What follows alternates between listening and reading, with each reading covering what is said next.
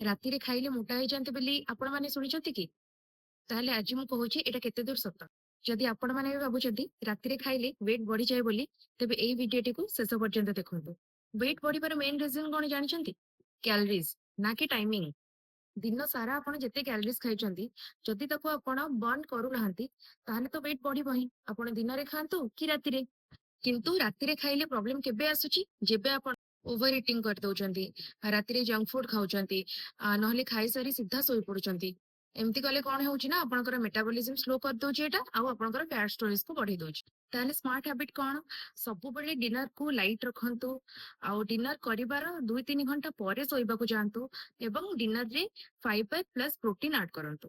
Time important ନୁହେଁ, ଆପଣ କଣ ଖାଉଛନ୍ତି ସେଇଟା ହଉଛି ଇମ୍ପୋର୍ଟାଣ୍ଟ। ଆପଣ ଯଦି ୱେଟ୍ ଲସ୍ କରିବାକୁ ଚାହୁଁଛନ୍ତି ଆଉ ୱେଟ୍ ଲସ୍ କୁ ନେଇ କନଫ୍ୟୁଜ ଅଛନ୍ତି, ତାହେଲେ ଗୋଟେ ପ୍ରପର ଡାଏଟ୍ ପ୍ଲାନ୍ ପାଇଁ ମତେ କନସଲ୍ଟ କରନ୍ତୁ। ଆଉ ଏମିତି ହେଲ୍ଥ ରିଲେଟେଡ ନ୍ୟୁଟ୍ରିସନ ଟିପ୍ସ ପାଇଁ ମତେ ଫଲୋ କରନ୍ତୁ। ଆଉ ହଁ, ଆପଣ ରାତିରେ କଣ ଖାଆନ୍ତି ମତେ କମେଣ୍ଟ ସେକ୍ସନରେ ଜଣାନ୍ତୁ।